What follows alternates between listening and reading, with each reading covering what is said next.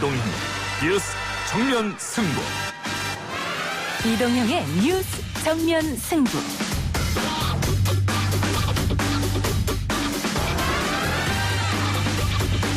청취자 여러분 안녕하십니까, 이동형입니다. 모든 신천지 예배당을 즉시 폐쇄하라. 신천지 대구교회 교인을 중심으로 코로나19 확진 환자가 급증하자 이재명 경기도지사가 했던 이야기였습니다. 잠깐 들어보시죠. 상황이 좀 어렵다고 생각이 되면 강제 시설 봉쇄, 또 집회 금지 명령, 강제 소독 이런 긴급 행정 명령을 해보려고 준비하고 있습니다. 불응할 때는 강제할 수 있는 거죠. 이미 경기도에도 확진자가 계속해서 나오고 있는 가운데 방역 계획 이재명 지사로부터 직접 들어봅니다. 다행히도 오늘까지 아직은 우리나라에서 신형 코로나 비루스 감염자가 나타나지 않았습니다. 함경북도 청진시에서 북한 주민 10여 명이 폐렴 증세로 사망했다는 보도가 있었습니다. 그러나 노동신문과 조선중앙TV에서는 코로나19 감염자는 없다는 입장을 밝혔습니다. 중국과 국경을 마주대한 북한의 상황은 어떨지 북한 의사 출신인 최정훈 고려대 공공정책연구소 교수 이야기 들어봅니다. 지금 이런 식으로 실천지 예를 들어서 대구에 31번 확진자가 예배했던 그 대구교회 그 건물에 8,000명이 한 주에 8,000명이 예배했다면 그 8,000명이 사실 자가 격리를 해야 될 상황이에요. 우리 상식적으로 보면. 신천지 대구교회 교인을 시작으로 확진자가 전국적으로 속출하고 있습니다. 바이러스의 빠른 확산에 영향을 준 신천지 특징은 무엇인지 이 사안 계속 취재하고 있는 종교기자와 알아보겠습니다. 조국수라고 하는 프레임은 좀 허구적인 선거에서 이익을 얻기 위한 그런 어떤 프레임이라고 좀 생각이 들고요. 그리고 이제 금태섭 의원이 자객공천이다 일각에서 이런 평가를 좀 내리고 있는데요. 저는 권리당원 1도 없는 정말 정치, 그것도 청년 신인인데 한 주간 포털 속 여론을 뜨겁게 달군 주제를 알아보겠습니다. 김남국 변호사와 민주당 경선 논란에 네티즌들은 어떤 반응을 보였을까요? 4부 총선 빅데이터에서 짚어보죠. 2월 21일 금요일 이동의 뉴스 정면 승부 시작합니다.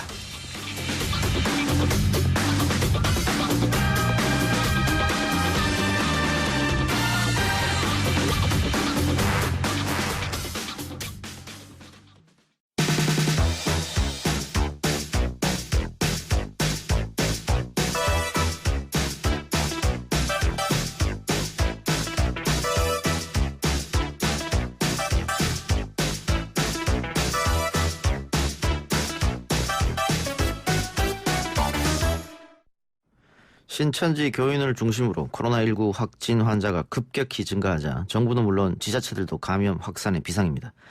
신천지 신자들이 활동한 장소를 모조리 파악하고 신속한 방역 활동을 전개하겠다고 밝힌 이재명 경기도지사 연결하겠습니다. 지사님 나와 계십니까? 네, 반갑습니다. 이재명입니다. 예. 자, 최근에 며칠 사이에 경기 지역에서도 확진자가 굉장히 늘었고요. 오늘 오후에 추가 확진자가 48명 나왔는데 그중에 경기도 확진자가 또 1명 나왔습니다. 걱정이 좀 많으시겠습니다. 네, 아무래도 우리 국민들도 도민들께서 불안해하시고 경제 상황에도 피해가 크고 또 확산 속도가 갑자기 빨라져서 예. 방역 문제도 그렇고 경제적 안정 문제도 그렇고 우리 도민들의 심리적 불안감을 해소하는 문제도 포함해서 많이 걱정이 됩니다. 예. 그 김포에 살고 있는 30대 부부는 이게 31번 확진자가 머물렀던 대구의 한 호텔 결혼식에 참석한 걸로 알려졌는데요. 이후에 이동 경로라든가 이건 어떻게 파악하고 계십니까? 이분이 예. 지금 전에 이미 발표된 분의 배우자셔서 예. 동선은 똑같습니다. 아, 그렇군요. 예. 그래서 그거는 이미 발표된 동선과 동일하고 그 내용은 이미 공지했습니다. 18일 날 김포로 귀가했다가 오늘 확진이 됐는데 세부적인 거 추가로 혹시 나오는 게 있으면 예. 바로 공개할 예정입니다. 예. 확진자가 늘어날 경우에 의료 시설이나 인력 문제도 있을 것 같은데요. 그 병상 확보 계획이나 인력 충원 방안도 혹시 마련하고 계십니까? 네, 안 그래도 그 지적한 문제 때문에 예. 오늘 오전에부터 전시때까지 관계기관들 모여서 점검을 한번 했습니다. 예. 일단 병실 문제는 우리 경기도 차원에서는 크게 문제가 없고 저희가 단계별로 미리 준비를 하기 때문에 예. 큰 걱정이 없습니다만 이제 문제되는 것이 한 두 가지 정도가 있습니다. 예. 하나는 말씀하신 대로 인력. 급작스럽게 확진자가 또 의심자가 늘어날 경우에 인력이 엄청나게 많이 필요할 것이고 예. 또 공간들, 검사 공간, 분류 검사소 뭐 등등의 이런 공간과 장비들 또 뭐 검사 재료 뭐 이런 것들이 많이 부족할 것 같아서 예. 그 확보 방안을 저희가 오늘 오전에 좀 챙겼습니다. 예, 예. 지금 단계로는 뭐 단계적으로 준비를 하고 있어서 큰 문제는 없는데 예. 전문 간호 의료 인력이 갑자기 또 늘어나기는 어려운 점이 있어서 저희가 그것도 역시 동원 가능한 의료 인력이 어느 정도인지를 저희가 조사하고 예. 방금 말씀하신 걸 포함해가지고 또 중앙정부하고의 소통도 좀 필요할 것 같은데요. 네. 경기도가 지금 코로나19 확산 방지를 위해서 건의사항을 정부에 전달했다고 하는데 어떤 내용들입니까? 저희는 뭐 자주 공개적으로 또는 비공식적으로 중앙정부에 많은 건의를 하고 있고요. 예. 그 건의들이 아주 신속하게 잘 받아들여지고 있어서 저희로서는 매우 다행스럽게 생각합니다. 예. 어제도 저희가 중앙정부에 7개 정도를 요청을 드렸는데 첫째는 이제 이 현재의 감염 상황 확산 방지 또 대책에 대한 것들로 구성되어 있는 게 한 5개 정도 있습니다. 뭐 그중에 대표적인 걸 예를 들자면 예. 종교 시설들을 신천지를 포함해서 좀 종합적인 감염 방지 대책을 세워야 되지 않겠냐라는 거 하나 하고 또 한 가지는 감염병 유사 환자, 의심이 되는 환자에 대해서 의사가 좀 강제로 검사를 하게 하면 어떻겠느냐 예. 하는 거 하고 지금 대구는 시설 인력 병상이 아주 뭐 턱없이 부족한 상태인데 그렇겠죠. 예. 우리 경기도 같은 경우는 좀 이렇게 좀 많이 준비해놔서 아직은 좀 여력이 있는 상태라 예. 이런 것들을 광역 단체 간, 초광역 단위로 좀 활용해서 국가 의료 자원을 효율적으로 쓰면 어떻게 하느냐 이런 제안드렸고요. 그 외에 뭐 지역 경제가 너무 나쁘기 때문에 뭐 특별 정책 자금 문제라든지 지역 화폐 추가 발행 뭐 이런 것들 몇 가지 제안드립니다. 예. 이 코로나 때문에 내수 시장이 지금 너무 안 좋기 때문에 또 추경을 해야 되는 거 아니냐 뭐 이런 얘기도 있으니까요. 아마 그것과 관련해서 여러 가지 정책 자금까지 이야기하신 것 같고요. 네. 지금 대구에서 확진자가 늘어나자 지사님이 경기도 내 신천지 시설을 전수조사하겠다 이렇게 얘기했고 오늘 보니까는 방역했던 계획이 있는 곳 또 방역할 곳 신천지 교회에 대해서 또 공개하셨더라고요 벌써. 그건 사실 극히 일부입니다. 아 그렇습니까? 예. 신천지의 이제 예배 시설, 집회 시설은 드러난 공식 시설이 있고 예. 드러나지 않은 비공식 소규모 시설들이 있는데 사실은 드러나지 않은 비공식 소규모 시설이 더 큰 문제입니다. 이 신천지교는 좀 특수성이 있어서 예. 다른 교회들의 경우는 공개된 공간이 거의 다인데 예. 여기는 비공개된 공간이 더 많습니다. 숫자로도 저희가 경기도에 현재까지도 한 160곳 되는 걸로 파악하고 있고요. 예. 공식 교회는 17개에 불과합니다. 지금 올라가 있는 데는 공식성이 있는 곳 중심으로 되어 있어서 예. 추가로 좀 비공식적인 좀 숨겨진 예배 시설 이런 것들을 좀 찾아내는 중입니다. 그거 어떻게 파악하실 생각이십니까? 일단 이쪽에 대해 전문적 연구를 하는 분들이 있어서 좀 파악된 게 있고, 그렇겠네요. 저희가 또 제보도 받고 있고, 예. 저희가 직접 또 시군을 통해 확인하기도 하고, 다양한 방법으로 이 시설에 대한 공간에 대한 전수조사를 시행 중입니다. 예. 지금 이와 관련해서 여러 가지 뉴스들이 나오고 있는데 사실이 확인된 것도 있고 아닌 것도 있고 근데 어쨌든 신도들 중에서 보건당국의 연락을 안 받는 사람도 있고 이러기 때문에 이런 문제가 또 경기도 방역대책위원 하는 사람으로서 좀 힘든 문제 아니겠습니까? 지금 그것도 오늘 오전에 논의된 중요 주제 중에 하나 있는데요. 지금 경기도가 파악한 대구에 참여한 신자는 20명인데 그 20명을 제가 연락을 해보니까 10명이 거부를 했어요. 예. 검사 자체를 거부해서 여기에 저희가 좀 법률에 의해서 좀 강경한 조치를 하려고 준비를 하고 있습니다. 강제하겠다 이 말씀입니까? 그렇습니다. 일부 언론에도 그런 얘기가 나옵니다만 대구에서는 지금 2번씩이나 좀 하라고 했는데 거부했다. 이런 보도가 나오고 결국 그 사람이 거부하고 집회에 참여했다가 엄청난 이 확산을 시켜버린 사태 아니겠습니까? 예. 근데 우리도 그럴 수가 있기 때문에 거부하더라도 저희는 좀 강제할 방법을 찾아가지고 형사처벌 또는 뭐 강제력을 동원해서라도 검사를 강행할 생각입니다. 예, 알겠습니다. 그 청취자 문자가 하나 왔는데요. 7002번님. 김포에 사는 워킹맘입니다. 오늘 어린이집 휴원 연락을 받았습니다. 당장 대책 없이 아이를 맡길 곳이 없어 걱정입니다. 지사님의 적극적 방역은 응원합니다만 다른 추가 대책은 없을까요? 이렇게. 아마 그 맞벌이 부부인데 아이를 맡길 데가 없는데 어린이집 휴원했다고 하니까 그게 걱정인 것 같아요. 지금 김포 상황은 지금 바로 들어서 알 수가 없는데 예. 이전에 각 시군에서 이 휴원 조치를 하거나 어린이집을 문을 닫거나 할 때는 유치원도 그렇고 맡길 데가 없는 사람은 계속 맡기도록 조치한 것으로 알고 있습니다. 예. 김포 상황은 제가 좀 확인을 좀 해보고 예.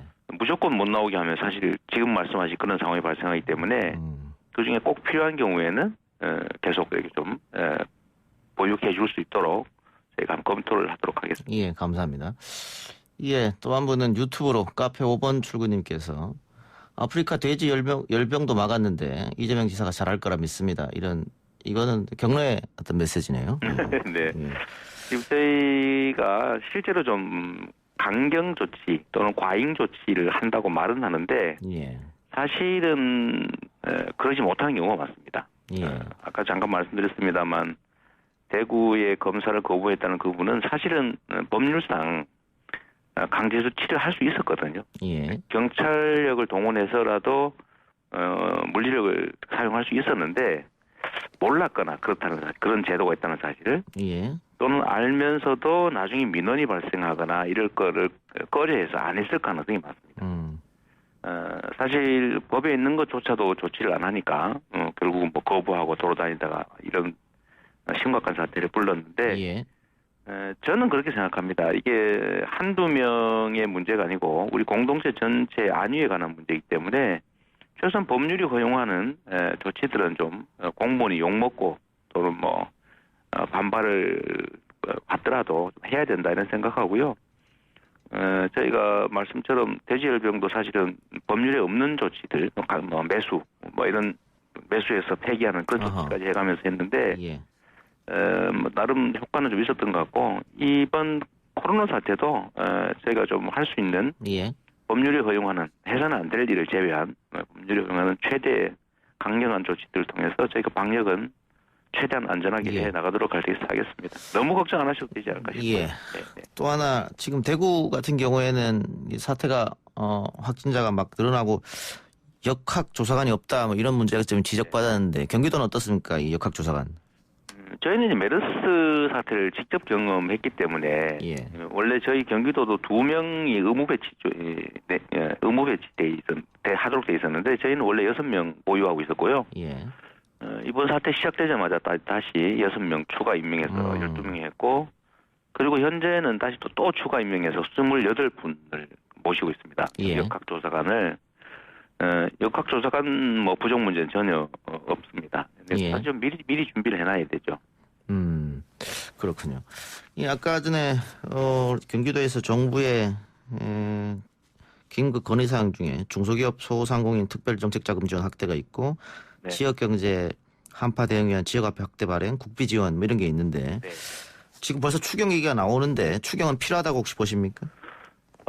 중앙정부 차원에서는 여러 가지 말로 경제적 지원 또는 긴급 융자 자금 또 여러 가지 필요들이 합니다. 그리고 지금 현재 예상 밖으로 확산되고 있기 때문에 예. 지금 검사 시설 또는 장비 인력 등등에 대해서 좀 필요하다는 판단이 들고요. 저는 그게 안 되더라도 이거는 국가 비상사태이기 때문에 예비비를 적극 활용해서라도 예. 처리해 나가야 된다 이렇게 생각합니다. 예. 추경은 야당의 협조가 없으면 불가능한 일이니까 만약 안 된다면 예비비를 써야 된다. 예비비로 가야죠. 네. 예. 재난관리기금은 어떻습니까? 저희가 이제 제일 현장에서 어려운 점이 재난관리기금의 용도 문제입니다. 예. 이게 재난이니까 재난에 관련된 다 지출할 수 있을 것이다 이렇게 보통은 생각하는데 예. 실제로는 규정상 용도가 아주 제한돼 있어서 실제로는 거의 과잉 적립돼 있는 상태예요. 경기도 같은 경우도 4천억이 넘는데 적절하게 잘 사용 못하는 측면들이 좀 있습니다. 예. 저희가 이런 비상사태에 실질적으로 사용할 수 있도록 용도를 조금 이렇게 열어놓자 이런 제안 건의도 중앙정부에 하고 있는 중입니다. 예, 알겠습니다. 지사님 아까 말씀하실 때 뭐 너무 두려움을 가질 필요는 없을 것 같다 이렇게 했는데 우리 청취자들 또 경기도민들 위해서 한마디 해주시죠 마지막으로.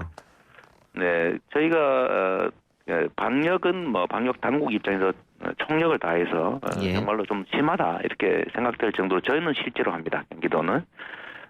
그런데 이게 감염률은 좀 높은 것 같은데 속도는 좀 빠르고 그런데 치사율이나 또 건강한 사람들에 대해서는 크게 그렇게 심각하지 않다고 해요. 대체적으로. 예.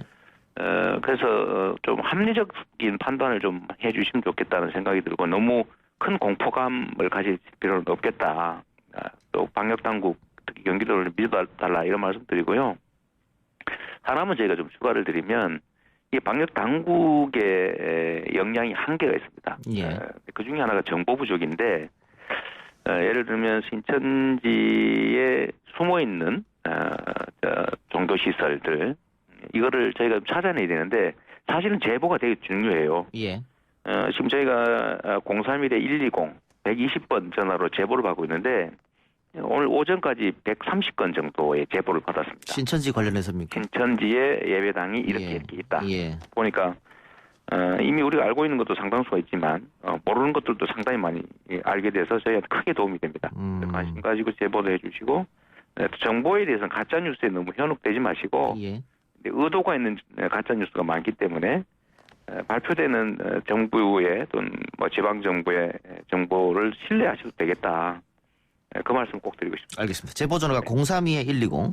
네. 예, 알겠습니다. 031-120. 031-120. 예. 네. 예, 지사님 오늘 인터뷰 고맙습니다. 네, 감사합니다. 네, 감사합니다. 지금까지 이재명 경기도지사였습니다. 1부 수도 마치고요. 2부 다시 코로나 관련 인터뷰하겠습니다. 딱딱하고 지루한 뉴스가 소설보다 흥미진진해지는 새로운 경험. 놀라셨죠? 이것이 바로 이동준 뉴스 정면 승부.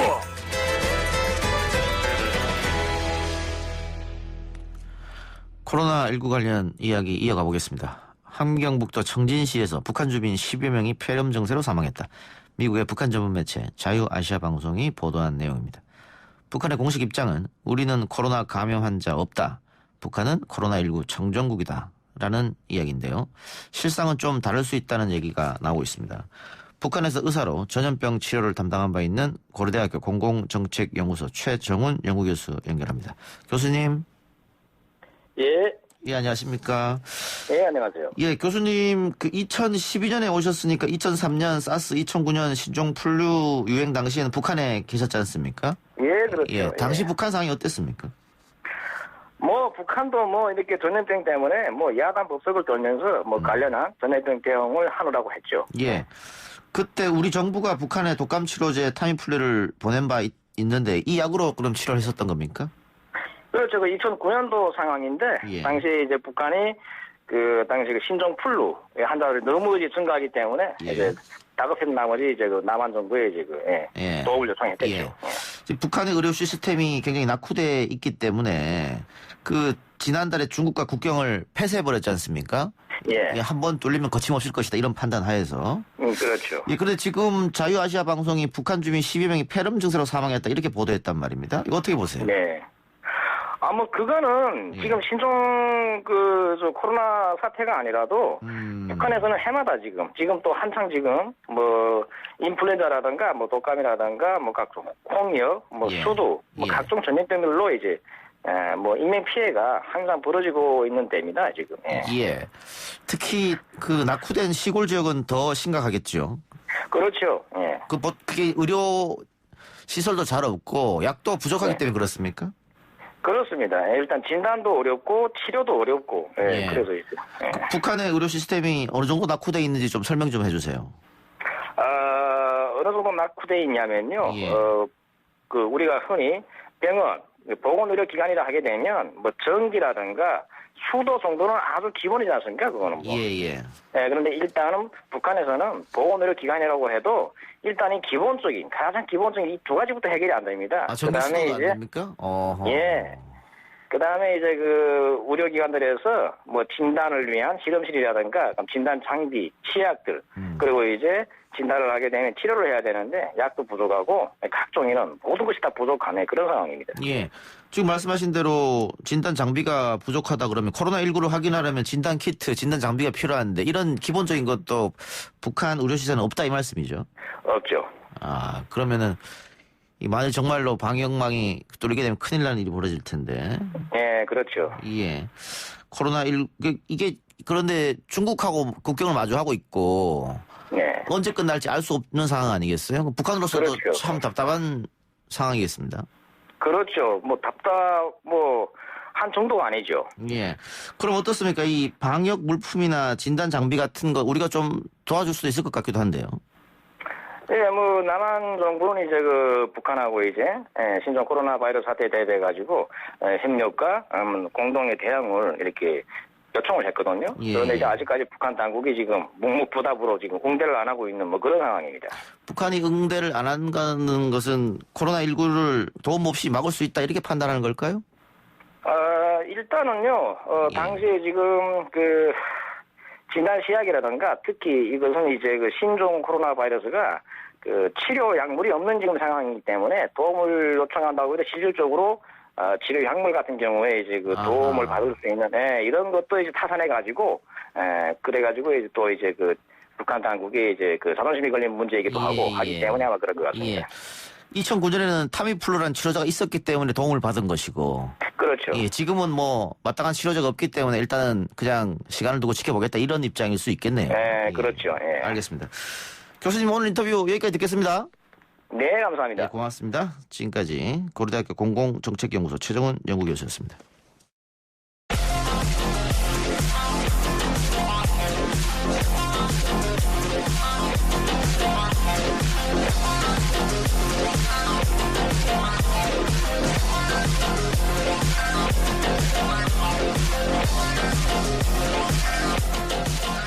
화이트인 라디오 이동현 뉴스 정면 승부 2부 시작하겠습니다.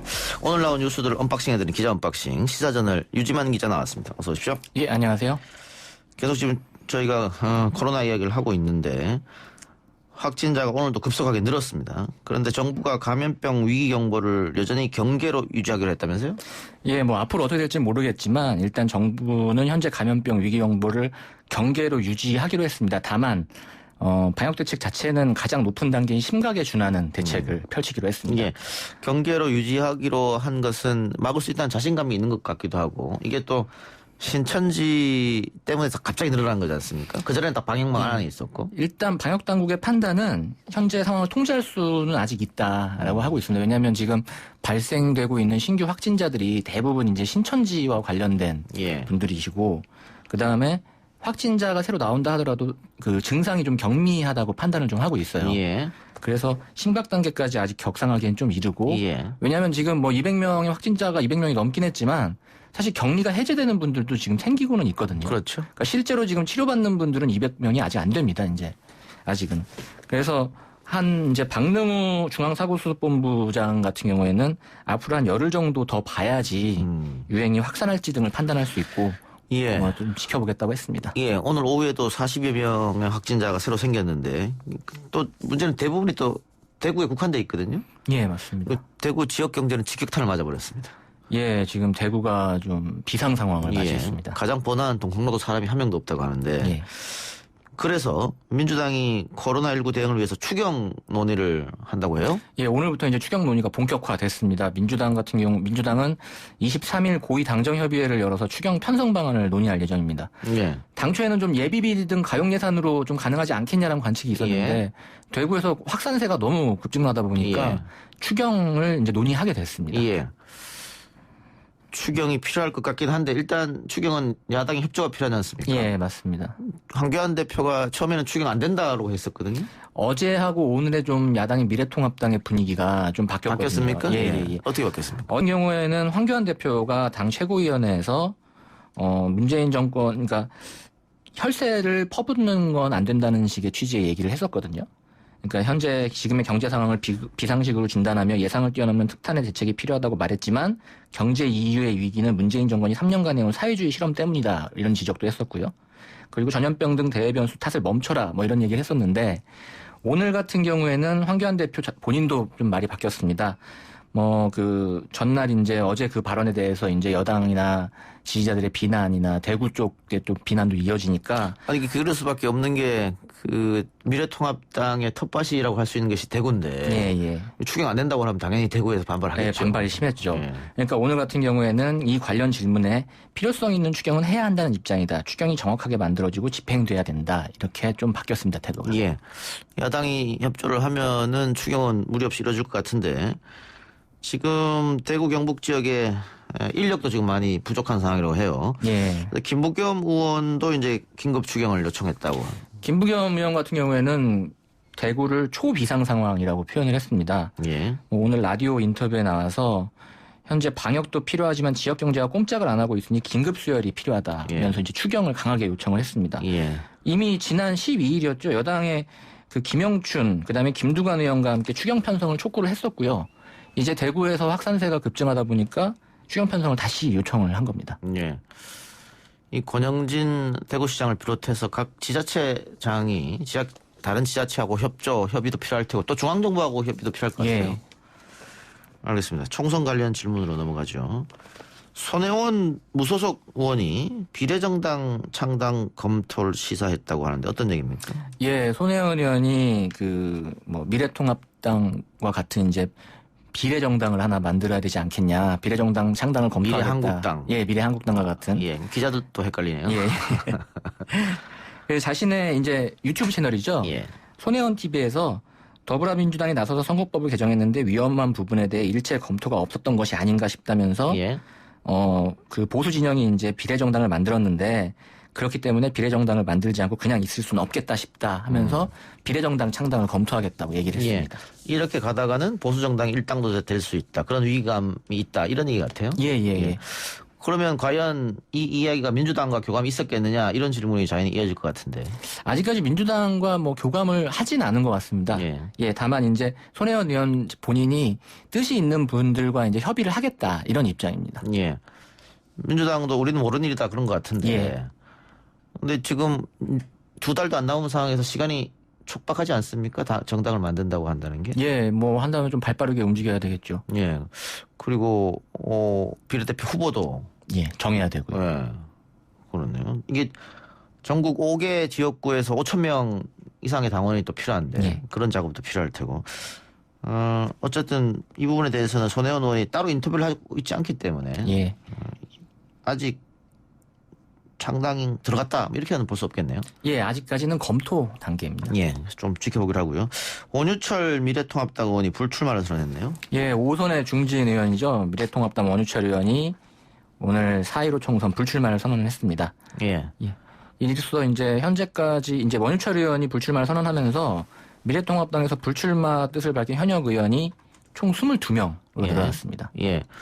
원유철 의원 불출마한 이유가 있을까요?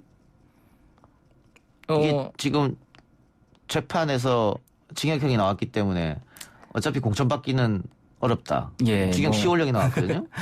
그런 얘기는 있어요. 어차피 공천받기는 힘들 것이고 하기 때문에 사실 지금 22명 선언한 그 의원들 중에 김세현 의원 같은 분들 제외하고 미리 이제 불출마 선언하신 분들 제외하고 나머지 분들은 사실상 공천관리위원회에서 본인이 이제 어떤 점수를 받는지를 대충 알기 때문에 그러니까 컷오프를 의식해서 미리 불출마 선언한 거다라는 얘기도 있습니다. 김성태 의원 같은 경우에도 면접까지 보고 그다음에 불출마 선언했거든요. 예. 그래서 그러지 않느냐 이런 얘기가 있는데 알겠습니다.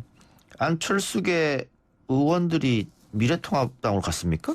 예, 오늘 오후였죠. 안철수계 의원 중에 한 명이었던 이동섭 의원이 미래통합당 입당을 선언을 했습니다. 전날 이제 김중로 의원도 미래통합당으로 갔는데요.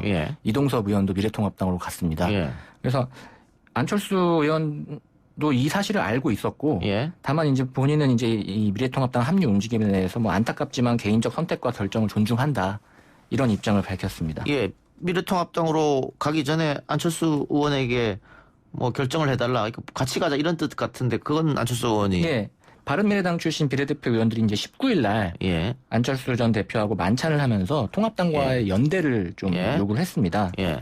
그래서 다만 이제 여기서 안철수 의원은 좀 부정적인 입장을 밝혔고 그리고 권은희 의원 같은 경우에 회의가 끝난 후에 기자들과 만나서 당시에 거취를 고민하는 분이 있다. 뭐 이런 얘기가 있었는데 그 이동섭 의원이었고요. 예. 그리고 권은희 의원이 이제 입장을 대신 전하기로는 이동섭 의원, 김중로 의원 이런 분들을 제외하고 뭐 미래통합당으로 가는 분은 이제 없을 것이다. 뭐 이런 얘기를 했습니다. 예. 그 안철수 의원은 미래통합당하고 선거연대 질문에도 선거연대 하지 않겠다 이렇게 대답했네요. 예. 손학규 바른미래당 대표는 결국 사퇴했습니다. 예. 사퇴했으면 가기로 했습니까? 사퇴하기로 한 겁니다. 예. 24일에 사퇴를 하고요. 그다음에 바른미래당과 대한신당, 민주평화당 등 호남 3당이라고 표현을 하죠. 예. 이 정당들이 이제 24일 날 합당을 수순을 완료를 하기로 했습니다. 원래 17일 날 하기로 했는데 일주일 연기됐다고 봐야겠네요. 그러면. 예, 그렇습니다. 예. 이렇게 되면 뭐 호남 3당 통합은 어렵지 않게 24일 날 이루어질 것으로 보이고 예. 민주당은 강서갑 이 지역구를 어떻게 하겠다는 겁니까? 지금 김남국 변호사가 경선을 하게 해달라고 주장하고 있고 금태섭 의원은 안 된다고 얘기하고 있는데 현재 이제 민주당 같은 경우는 김남국 변호사가 아무래도 변호사를 다른 지역구로 이제 공천하는 방안을 검토하는 걸로 알려지고 있습니다. 다른 지역구 분들은 그걸 가만히 있겠습니까? 그게 후보자들? 이제 문제가 되겠죠. 예. 이 교통정리하기가 쉽지 않을 것 같은데요? 일단 그 선대위원장이죠. 이낙연 선대위원장 같은 경우도 빠른 시간 안에 정리될 것이라고 얘기를 했었거든요. 오늘 오전에. 아무래도 지금 전반적인 관측은 김남국 변호사를 다른 지역구로 배치를 하고 그다음에 당내에서는 뭐 금태섭 변호사에 대해서도 좀 지지자들에게 사과를 해야 되지 않냐라는 좀 기류가 있기는 있습니다. 다만 이제 민주당 같은 경우는 내부에서 정식으로 그게 논의된 건 아니다라고 선은 긋고 있지만 좀 아무래도 금태섭 변호사하고 김남국 변호사가 같은 지역구에 계속 있으면 당으로서는 좀 부담이 된다라고 생각을 하는 것 같습니다. 예. 그런데 그 김남국 변호사를 지지하는 그 민주당의 핵심 코어 지지층이 있지 않습니까? 예, 있죠. 그 지지자들은 또 금태섭 의원은 상당히 반대하고 있단 말이에요. 예. 근데 지금 이 상황에서 김남국 후보를 다른 쪽으로 돌린다. 금태섭 의원은 그냥 그 지역구에 있고. 상당한 당내 반발이 있을 수밖에 없겠는데요? 이 부분을 이제 어떻게 정리를 좀 해야 되는 게 이제 과제로 남는 거죠. 만약에 김남국 변호사가 정말 지역구 변경하는 게 확정적이라면. 또 김남국 변호사가 나는 그 제안을 못 받아들이겠다. 반발할 수도 있고요. 글쎄요. 어떻게 될지 좀 이것도 좀 강서갑이 졸지에 주목받는 지역구가 돼버렸습니다. 근데 강서갑에 지금 경선 나가겠다고 한 사람이 김남국 변호사가 있는 건 아니거든요, 사실은. 예, 맞습니다. 다른 후보들도 있는데. 다른 후보들도 추가로 이제 공모에 신청을 했는데 김남국 변호사가 언급이 되고 또 금태섭 변호사가 또 그런 뭐 조국 프레임이다 뭐 이런 얘기. 금태섭 의원은 왜 김남국 변호사를 콕 집어서 얘기한 겁니까? 그럼 다른 후보들도 있는데. 당시에 이제 언론 보도 자체가 김남국 변호사가 조국 백서에 참여했다라는 거를 좀 중점적으로 좀 보도를 했었거든요. 그거에 대한 이제 입장을 이제 금태섭 변호사도 그냥 허심탄회하게 밝힌 거 같고. 먼저 언론이 조국 대 반조국 썼고 금태섭 의원이 그걸 받아가지고 이러면 안 된다고 한 거고. 사실 순서가 좀 그렇게 되어 있어요. 왜냐하면 김남국 변호사가 강서갑을 신청했다라고 하니까 마침 금태섭 변호사가 거기 있지 않습니까? 그러니까 조국 대 반조국을 쓰기가 사실 언론 입장에서는 좋거든요. 썼고 금태섭 변호사가 뭐 그거에 본인이 동의를 했는지는 모르겠지만 그런 이제 언급도 동시에 있었고. 그러니까 좀 파장이 좀 생기게 된 것이죠. 알겠습니다. 이게 어쨌든 논란은 좀 계속될 것 같습니다. 결론이 어떻게 나든 간에 논란이 좀 될 것 같습니다. 지켜보고요. 자, 지금 서울 경찰이 광화문 대규모 집회를 강행하면 나중에 사법 처리할 수도 있다라는 입장을 밝혔고 박원순 시장이 집회하면 안 된다라고 얘기했거든요. 그런데 정강훈 목사 측에서 집회하겠다. 맞습니까? 아직까지는 집회를 강행한다는 입장이고요. 일단은 정광훈 목사가 대표로 있는 범투본, 범국민투쟁본부는 집회 강행 의사를 밝혔고 다른 보수단체 같은 경우에는 아직 확정되진 않은 걸로 알려지고 있습니다. 집회를 하겠다는 이유는 뭡니까?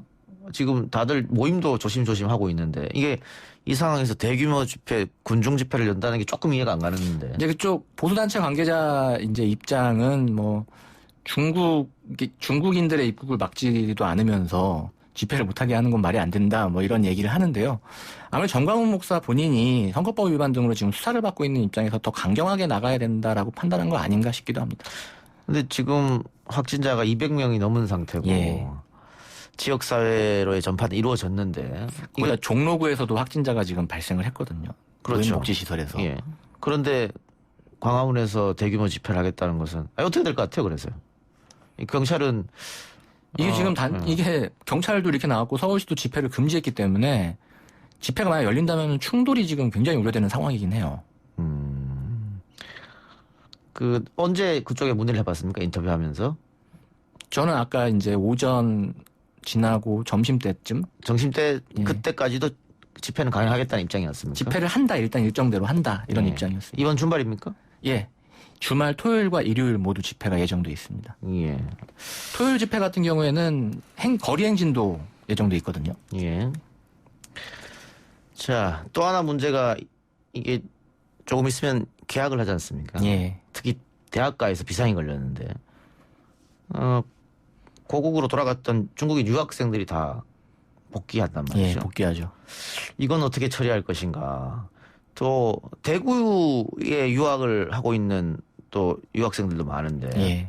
지금 일단은 영진 전문대 같은 경우에는 중국인 유학생이 260명쯤 있는데 학교에 휴학하겠다고 하는 사람이 한 100명 있는 것 같아요.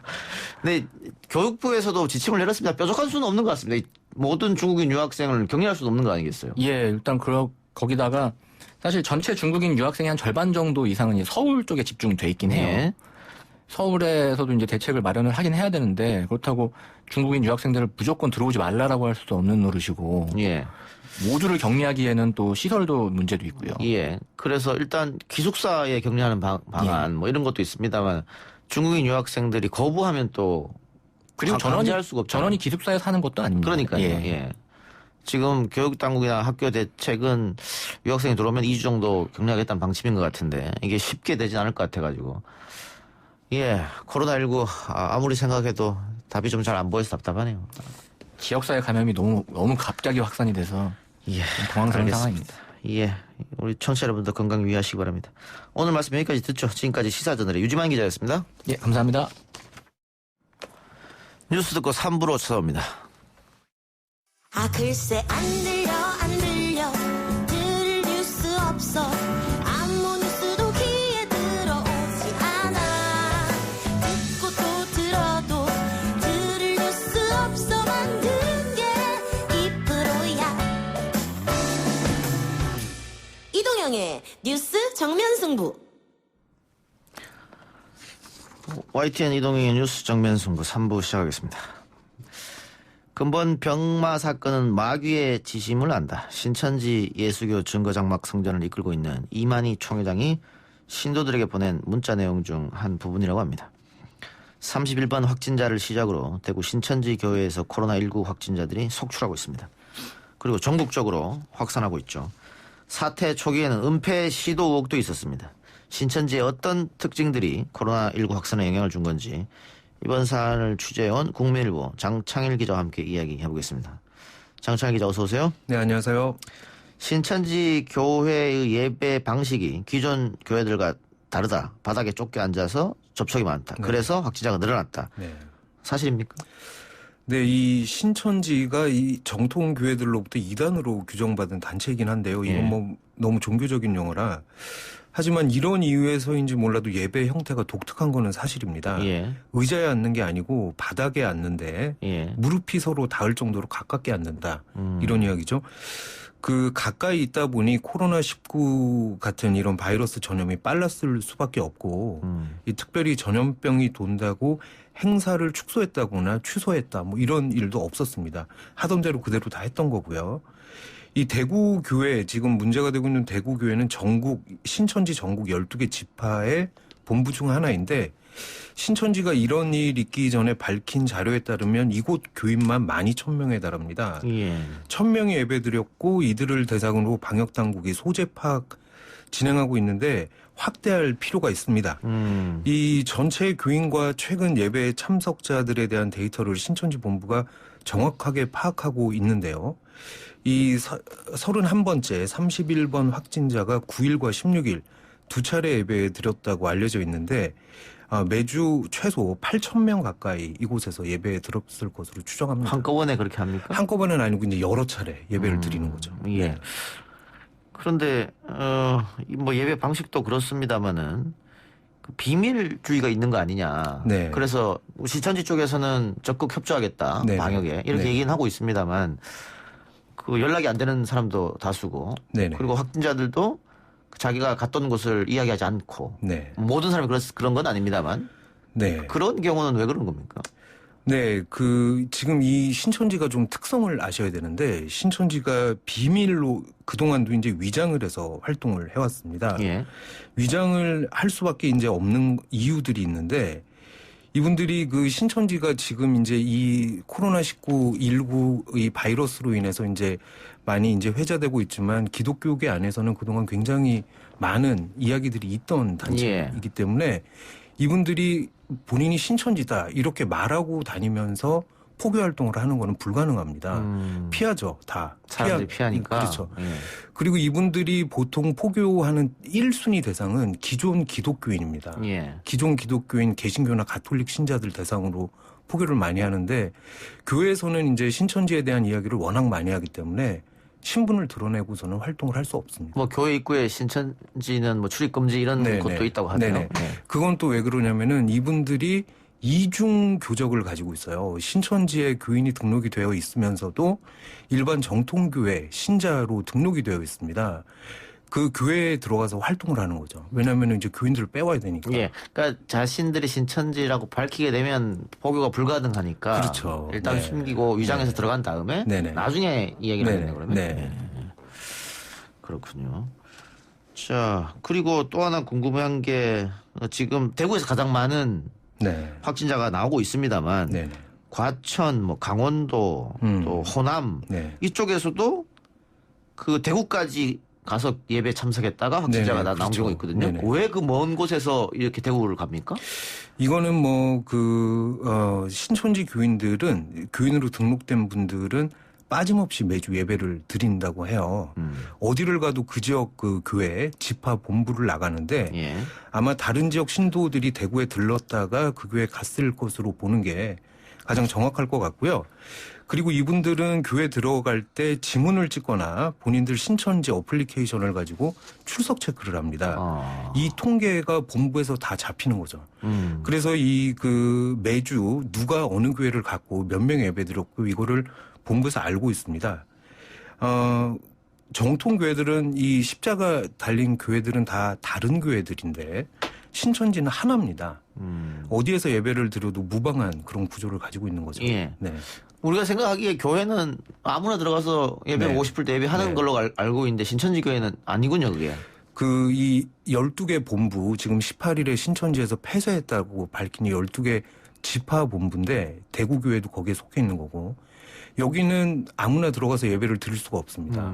일단 들어갈 때 지문 체크하면은 교인이 아닌 게 이제 드러나게 되고 그렇기 때문에 이제 굉장히 교인들 통제가 잘 되는 거죠. 어떤 사람이 다녀왔고 누가 낯선 사람이고 이거를 바로 알 수 있습니다. 예. 31번 확진자가 청도 갔던 사실을 이야기하지 않았기 때문에 그렇습니다. 나중에 이게 신용카드 혹은 뭐 또 휴대폰 위치 기록으로 밝혀낸 거지 않습니까? 근데 이 출석 체크가 자동으로 다 된다면 신천지 쪽에서 명단을 주면은 쉽게 해결될 것 같기도 한데.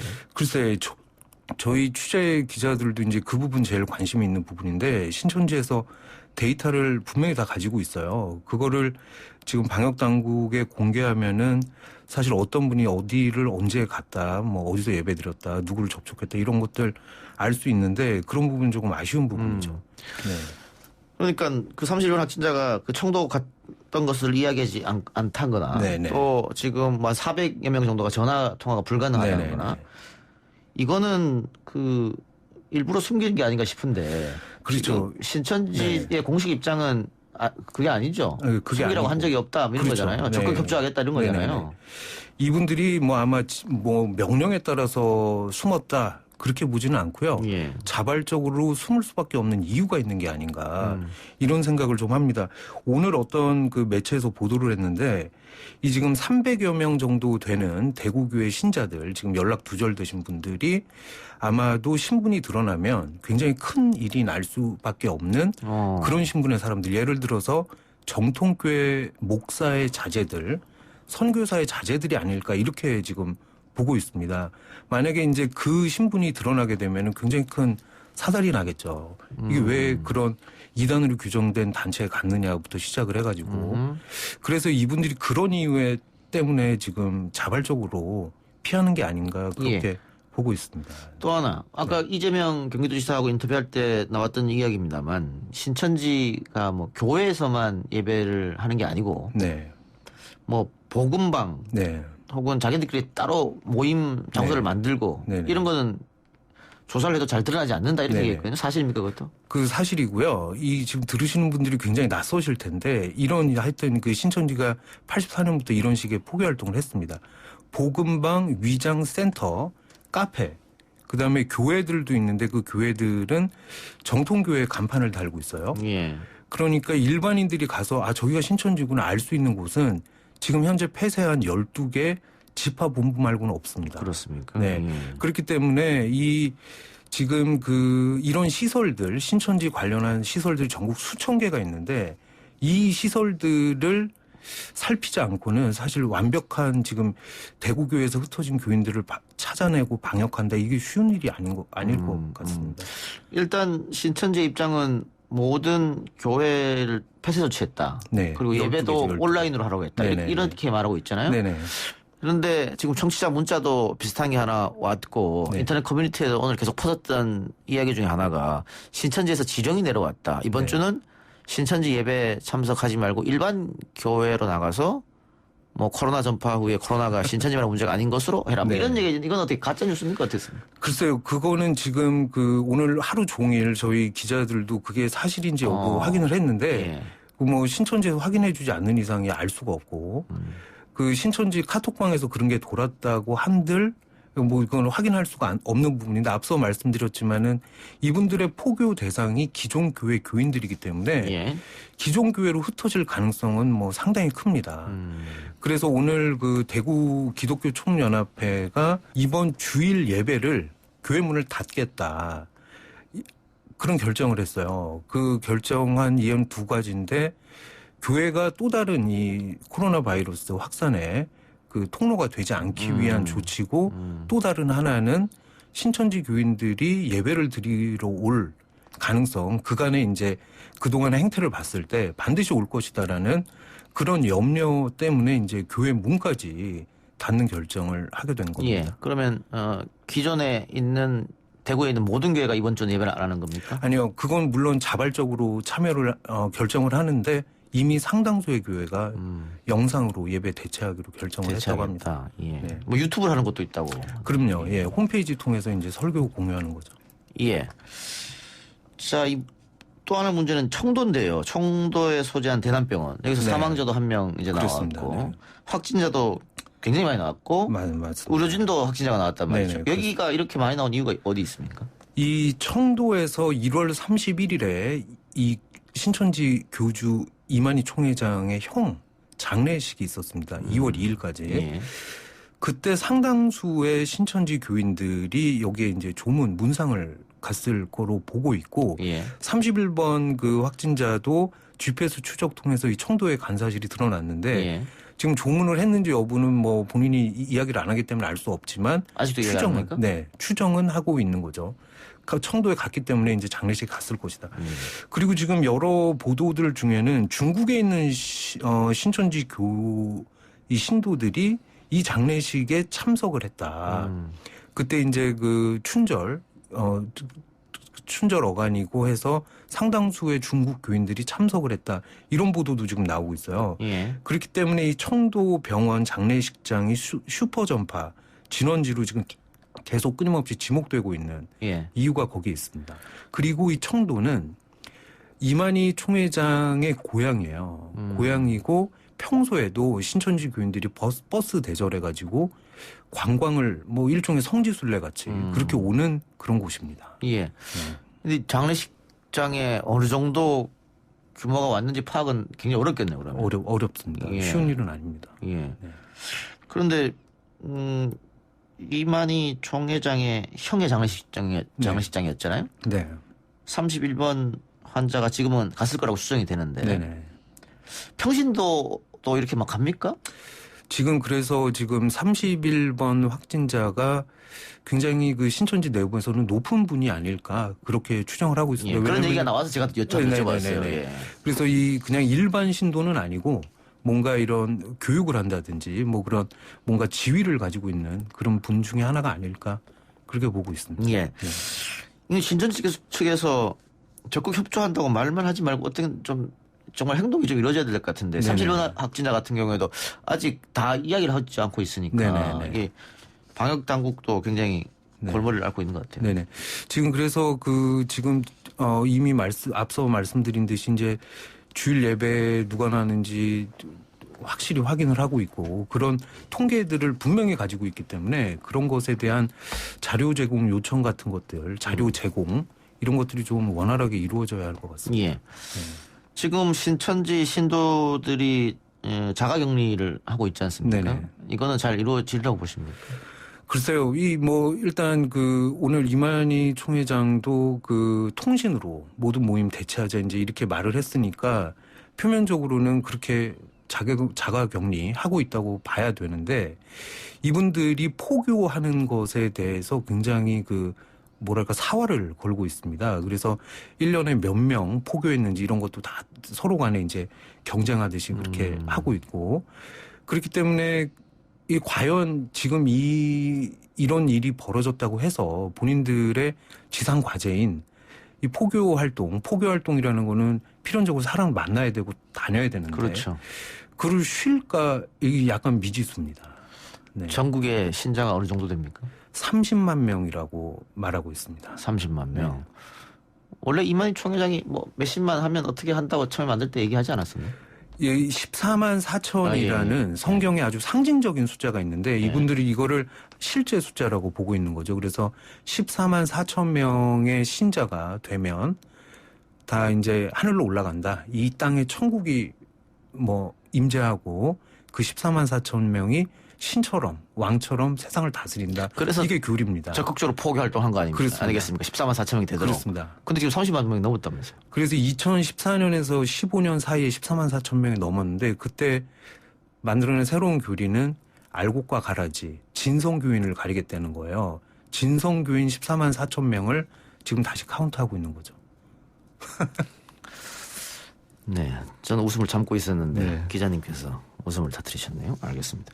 근데 그렇다고 해서 이 신천지에 대한 어떤 국민의 혐오 이걸 또 방관할 수는 없는 거 아니겠어요? 네, 혐오 지금은 어쨌든 상당히 많은 수의 확진자들이 이 상식적이지 않을 정도로 한 교회에서 지금 쏟아지고 있는데 사실 신천지 신도 중에 코로나19 확진자들도 모두 우리 국민이죠. 그렇죠. 일단은 제대로 방역을 할 수 있도록 해야 되고 치료도 다 잘 받으셔야 되고 이제 그런 부분은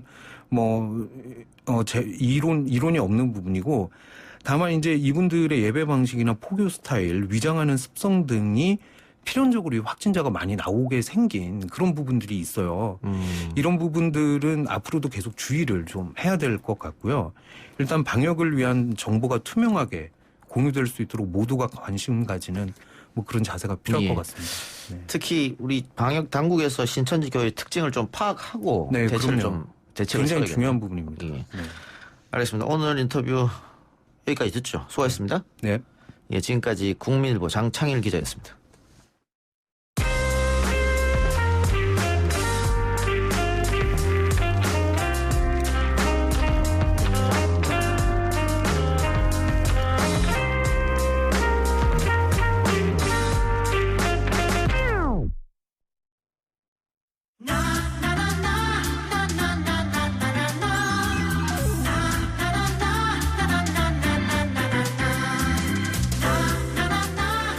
매주 금요일 이 시간 연예 뉴스 듣는 시간입니다. 우리 연예할까요? 테나시아의 김하진 기자 나왔습니다. 어서 오십시오. 안녕하세요. 코로나19가 전국적으로 확산되는 상황이기 때문에 연예계에서도 비상이 걸린 것 같아요. 네, 우선 방송을 앞두고 있는 그 프로그램 제작 발표회는 온라인을 통해서 진행이 되고 있고요. 최대한 사람이 모이는 걸 좀 하지 않게 하기 위해서 언론 시사회도 좀 가급적 줄이고 있는 상황입니다. 예. 네. 방탄소년단 콘서트가 취소됐다는. 아직 취소 결정은 안 났는데. 아, 그래요? 네.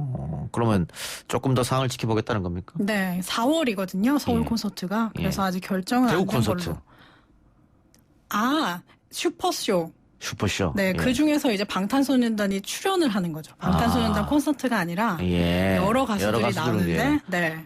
어쨌든 취소하기로 했죠. 예, 그 많은 아미 팬들이 실망했겠네요. 네. 예. 뭐 근데 지금 대구에서 할 수가 없는 상황이죠. 대규모 콘서트는 불가능하기 때문에. 네.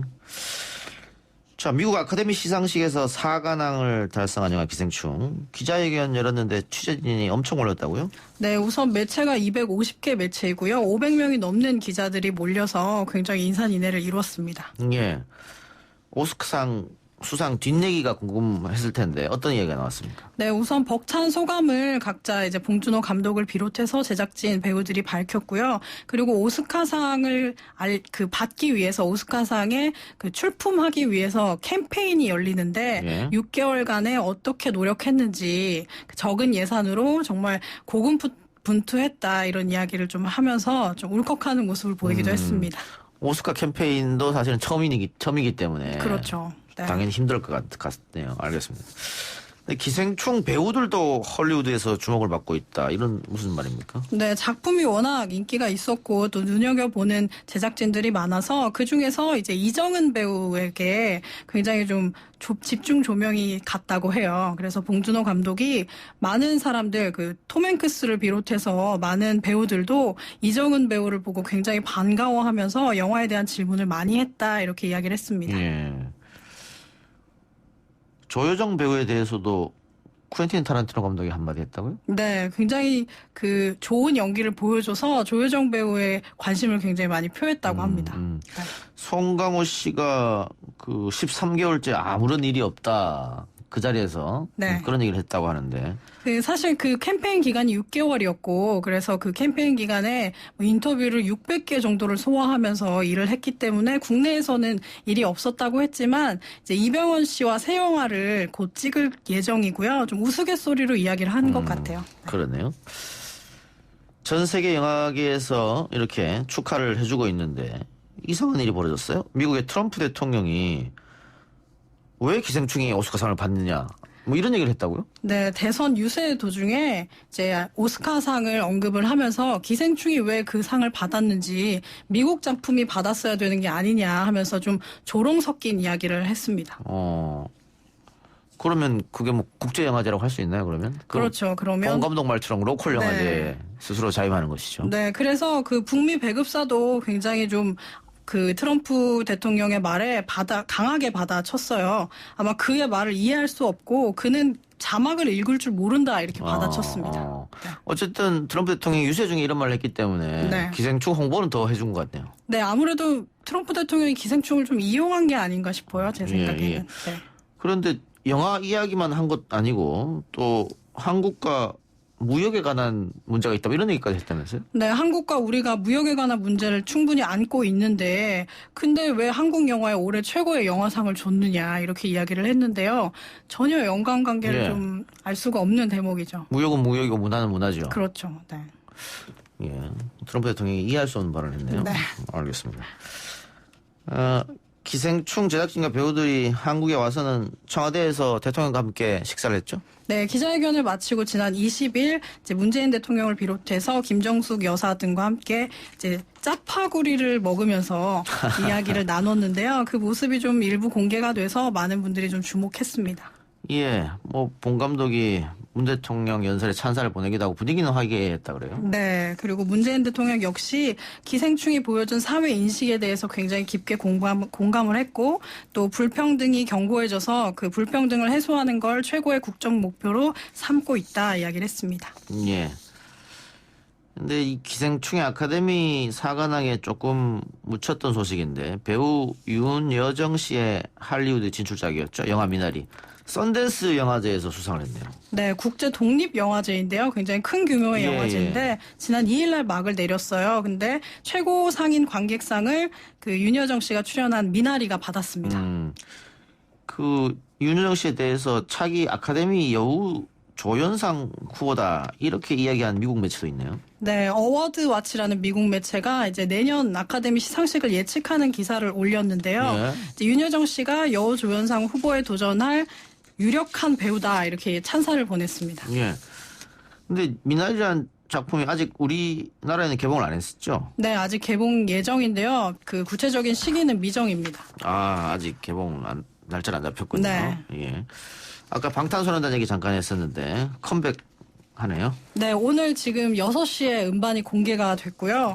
그리고 이번 음반은 정규 4집인데요. 그 지난 음반 5곡과 신곡 15곡이 합쳐져서 총 20곡이 실린 음반입니다. 예, 정규 음반 요즘 잘 안 되는데요. 방탄소년단이니까 할 수 있겠네요. 네, 그렇죠. 10개월 동안 준비를 했다고 합니다. 6시에 오픈했으면 바로 또 1위. 네, 7시에 이제 집계가 되는데 그 줄 세우기라고 하죠. 아마 20곡이 다 올라오지 않을까 싶어요. 앨범에 담긴 모든 곡들이 네. 대단하군요. 알겠습니다. 방탄소년단의 컴백 기대해보고요. 사건 사고 이야기해보죠. 하정우 씨가 프로포폴 의혹에 연루가 됐네요. 네, 강남의 한 성형외과가 일부 대기업 임원들과 연예인 등이 이제 프로포폴 불법 투약을 받은 정황을 포착해서 지금 현재 수사 중인 가운데 하정우 씨도 그 당사자로 지목이 됐습니다. 예. 그런데 문제는 자신의 이름을 쓰지 않고 차명으로 이름을 써서 치료를 했다면서요? 네, 자신의 소속사 대표이기도 하고 또 배우 출신이기도 한 친동생 김영훈이라는 이름으로 이제 그 시술을 받았고요. 근데 하정우 씨는 불법 투약 혐의를 전면 부인하고 또 의사의 권유에 의해서 이제 시술을 받은 것뿐이다 이렇게 이야기를 했습니다. 근데 다만 동생의 이름을 쓴 건 지금도 굉장히 반성을 하고 있지만 원장이 프라이버시 차원에서 권유를 했고 좀 별 생각 없이 썼다 이렇게 이야기를 했죠. 예. 네. 그 프로포폴 투약한 것은 맞는데 불법은 없었다잖아요. 네. 예. 검찰 조사가 어떻게 들어갑니까? 네, 지금 수사 중인 상황이기 때문에 하정우 씨도 검찰 소환을 곧 앞두고 있습니다. 예. 최근에 삼성 이재용 부회장도 프로포폴 의혹이 불거졌는데 프로포폴 사건이 끊어지지 않는 이유는 어디에 있을까요?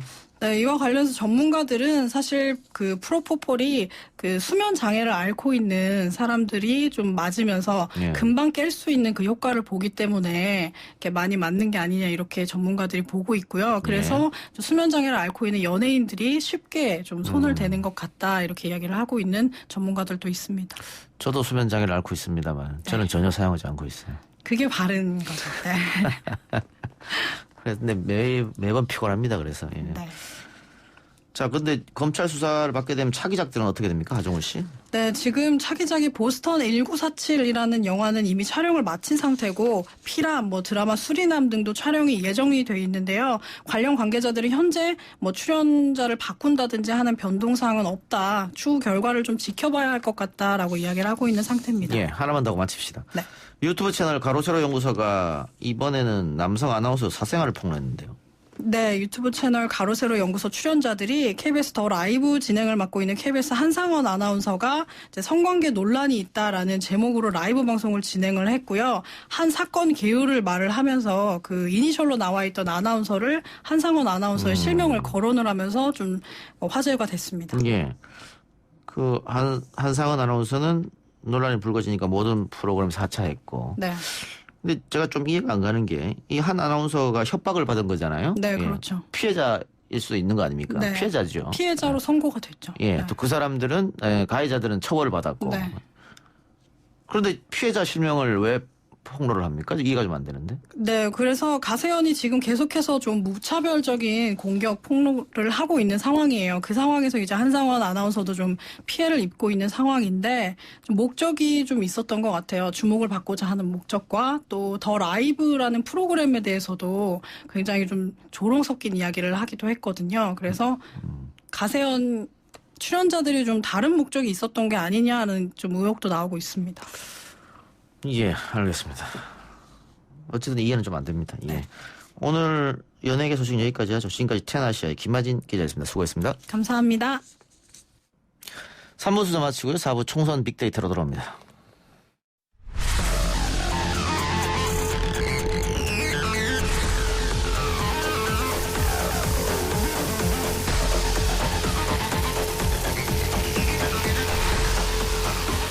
YTN 라디오 이동의 뉴스 정면 4부 시작합니다. 이번에는 한 주간 포털사이트 뉴스에서 가장 이슈가 되었던 뉴스들을 살펴보고 빅데이터 관점에서 분석해보는 21대 총선 빅데이터 시간입니다. 피플라이소프트 미디어 빅데이터 연구소 소장 이경락 박사 나왔습니다. 어서 오십시오. 네, 안녕하십니까. 예, 코로나19 확산세가 지금 굉장히 또 심해지고 있죠. 네. 예, 그래서 당연히 코로나에 관련된 또 키워드가 올라온 것 같습니다. 네, 50개 주요 키워드 수집했는데 아무래도 코로나19 감염증 확산, 재확산 때문에 그 이슈들이 부각됐는데 가장 이제 많이 등장한 어휘들 중에서 40개가 사실은 코로나19와 관련된 어휘들이었습니다. 그래서 전체적으로 우리 사회 전체적으로 공포심이 좀 확산되고 있다 이렇게 볼 수가 있는데요. 다른 뭐 어휘들 이런 것까지 바탕으로 해서 5가지 이슈를 일단 이번 주 이슈로 선정을 해봤습니다. 예. 네, 첫 번째는 코로나19의 지역 감염 확대. 그리고 두 번째는 코로나19 폐질환으로 인한 첫 사망자 발생. 그리고 세 번째는 김남국 변호사의 민주당 경선 참여 논란. 그리고 네 번째는 이명박 전 대통령 2심 유죄로 인해서 다시 구속 수감된 것. 그리고 다섯 번째는 오늘도 방금도 한 것 다루긴 했었는데 문재인 대통령과 봉준호 감독의 만찬 소식과 관련된 것. 이렇게 좀 다뤄봤습니다. 예. 첫 번째, 두 번째는 코로나 관련 이야기인데 지금 뭐 군부대에서 확진자가 나왔고 앞으로 하룻밤 자고 나면 확진자가 계속 늘어나고 있거든요. 예, 지금 굉장히 기하급수적으로 늘어나는 형태라서 굉장히 어떻게 보면 통계내는 것이 무의미할 정도 아닌가 할 정도로 지역사회 감염이 이제 그건 뭐 당연하다고 이제 전제해야 될 대로 보입니다. 그리고 이제 코로나19가 이제 무증상에 가까운 그런 저증상 감염 형태가 많다 보니까 크게 경계하지 못하고 전염되는 경우들 이런 것들도 굉장히 많아서 많이 주의를 하셔야 될 것 같고요. 그래서 어떻게 보면은 질병관리본부가 어떻게 보면 이전에 너무 중증질환의 방역 형태로 대응한 측면이 있지 않나 뭐 이런 비판도 있었습니다. 그래서 계속 이제 확진자가 나오고 있는데 사실 이게 알고 보면 지난주에 급변을 했던 거거든요. 그러니까 2월 14일만 하더라도 저희가 좀 뭐 자랑스럽게 생각하는 분들이 많았어요. 그러니까 WHO가 코로나19와 관련해서 잘 정리된 뭐 한국 자료를 요청했다. 2월 14일이었고 또 16일에 사실 엿새 만에 29번째 확진자가 나오게 했는데 그때만 하더라도 또 어떤 뉴스가 있었냐면 전 세계 초비상인데 한국만 잠잠이라는 보도가 16일까지만 해도 나왔었거든요. 근데 아시다시피 이제 19일 뭐 감염 경로를 알 수 없는 또 그 확진자들이 계속 나타나면서 지금 우리도 이제 그런 뭐 어떻게 보면 잘 해왔었던 것들 이런 것들이 다 이제 무의로 돌아가는 그런 상황이 됐습니다. 예. 그리고 또 하나가 그 신천지 종교 집단에 대한 비난, 분노 이런 어휘들이 많이 또 나타났죠. 네네. 앞서서도 이제 그런 문제 다루셨었는데, 지금 31번째 환자 같은 경우 뭐 엄청나게 비난을 받고 있습니다. 뭐 댓글 같은 경우도 마찬가지였고, 병원에서 검사 권했는데도 이제 거부한 점, 그리고 또 워낙 또 다양한 활동을 했었던 점.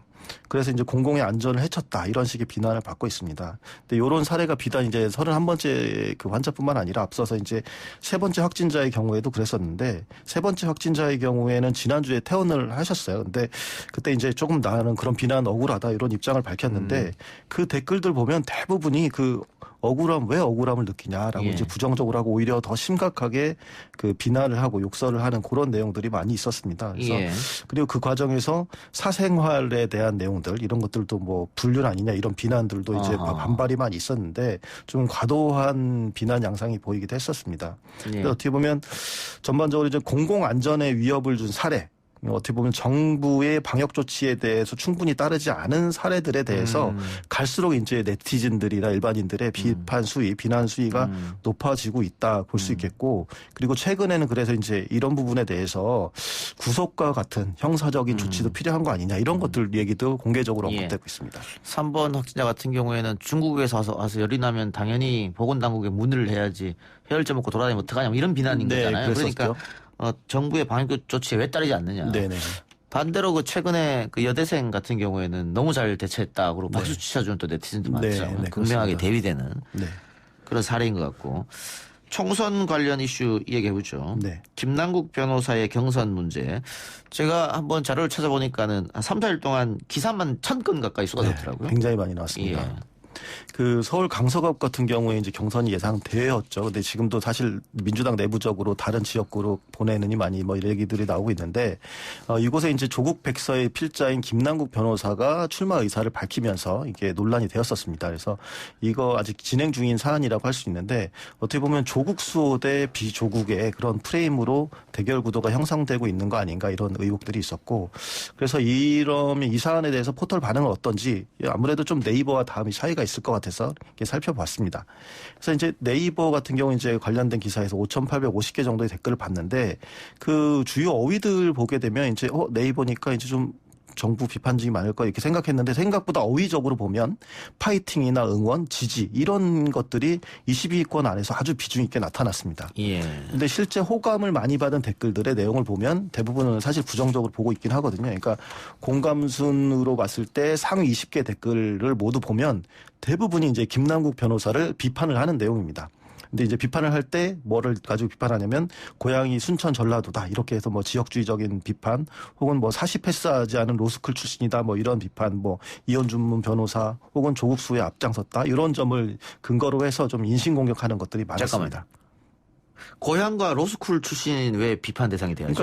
그러니까 이쪽에서는 사시 출신이 아니고 그러니까 지역주의적인 것들로 비난인 거죠. 일방적인 비난. 사시가 없어졌는데 뭐 어떡합니까? 네, 그러니까 뭐 근거들이 없으니까 이게 사시와 없어졌음에도 불구하고 로스쿨 출신은 사시에 비해서 뭐 부족하다라는 것들을 기본적으로 전제를 하고 그러니까 이성적으로 대응을 하고 있지 않은 것들이죠. 호남 출신이면 안 되는 겁니까? 네, 그러니까요.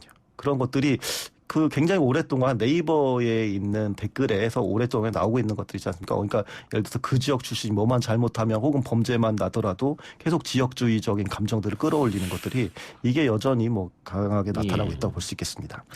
그러면은 다음은 반대겠네요. 네, 다음 보게 되면 6,850개 정도인데 먼저 당연히 반대입니다. 그래서 여기 보면 기레기라는 어휘가 5번째로 높은 비중으로 언급되고 있는데 이걸 볼 때 이제 언론의 보도가 총선에 영향을 끼치기 위한 것이다. 즉 민주당에 불리하게 작동하려고 그런 의도를 가진 보도 아니냐 이렇게 평가를 하는 내용이 많았습니다.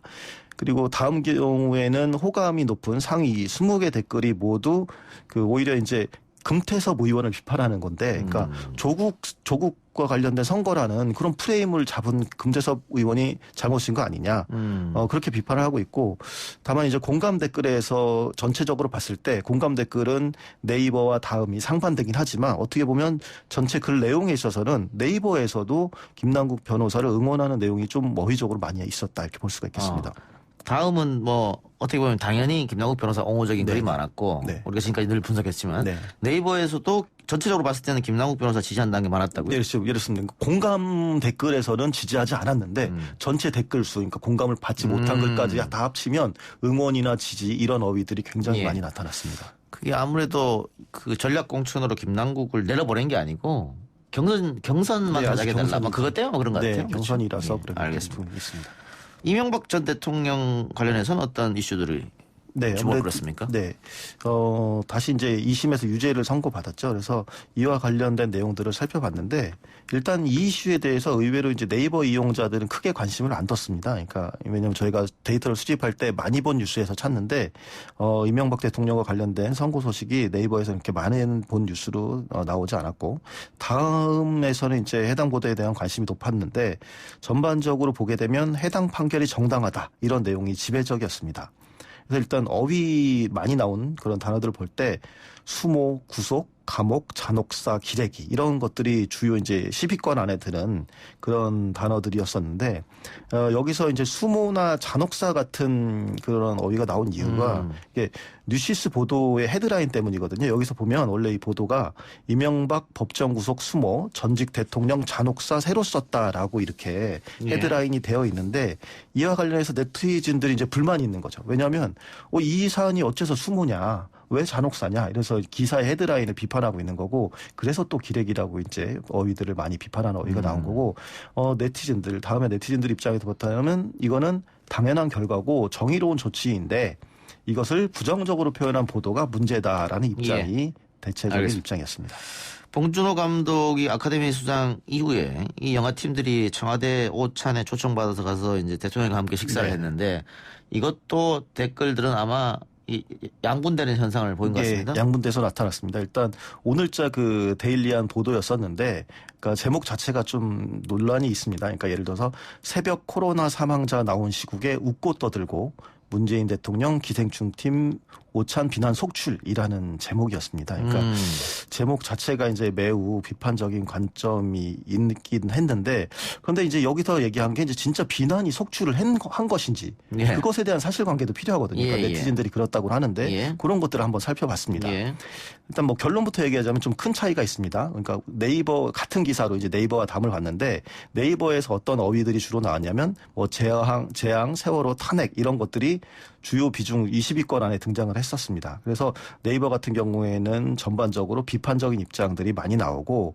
그리고 짜파구리 그 라면 예를 들면서 이런 얘기를 합니다. 그러니까 세월호 그 참사 현장에서 라면을 먹었다가 비난받은 장관이 있는데 왜 이거는 뭐 비난 안 받냐. 즉 예를 들어서 이제 현 상황을 세월호의 그런 위기적 상황과 비슷하다 이렇게 보고서 문제 제기라고 비판하는 내용들이 많았고 그리고 또 다음 아까도 방금 얘기했지만 지역주의나 그런 색깔론 공세가 굉장히 많거든요. 네이버에. 그런데 여기서도 보게 되면 봉준호 감독이 좌파 성향이다. 그래서 정파적으로 공격하는 내용들도 굉장히 많이 나왔습니다.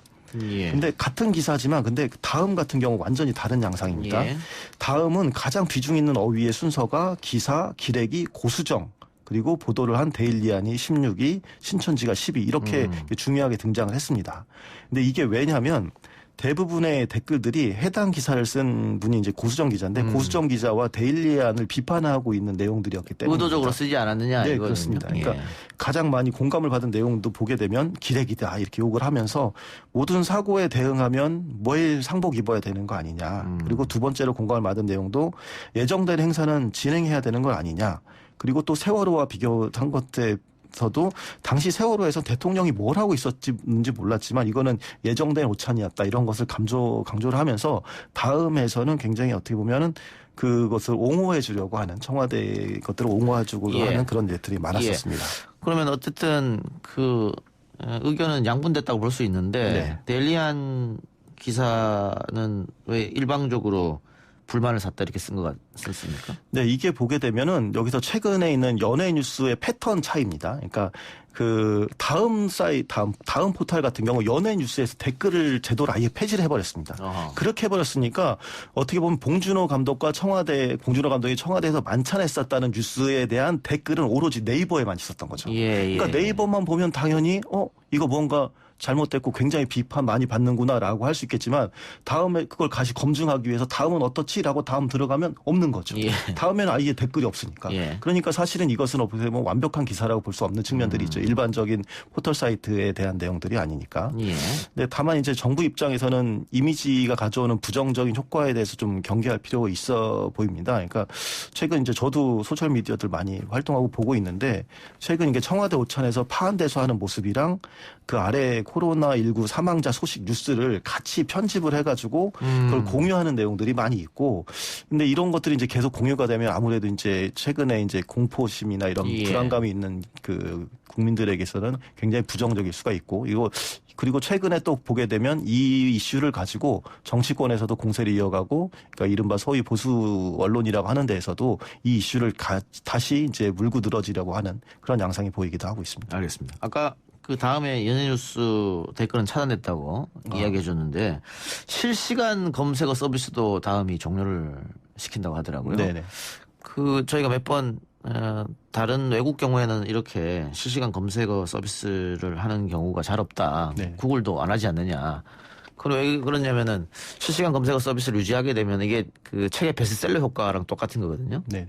이슈가 한쪽으로 이제 쏠릴 수 있기 때문에. 근데 다음에 아마 그런 것 때문에 종료한 것 같고 네이버도 선거 기간에는 실시간 검색어 서비스를 안 하겠다는 이야기가 있더라고요. 앞으로도 이제 아무래도 그런 것들이 계속 논란이 되고 이슈가 되고 실시간 검색 같은 경우는 조작도 갈 수 있는 그런 부분이 있기 때문에 아무래도 아마 자제하는 분위기인 것 같습니다. 조금 발전적으로 나가는 게 아닌가 싶어서 다행스럽습니다. 알겠습니다. 오늘 빅데이터 이야기는 여기까지 하죠. 지금까지 이경락 비플라이 소프트 미디어 빅데이터 연구소 소장이었습니다. 수고하셨습니다. 네, 감사합니다. 오늘 방송은 여기까지고 저는 다음 주 월요일 여러분들 다시 찾아뵙겠습니다. 들어주신 여러분 대단히 감사합니다.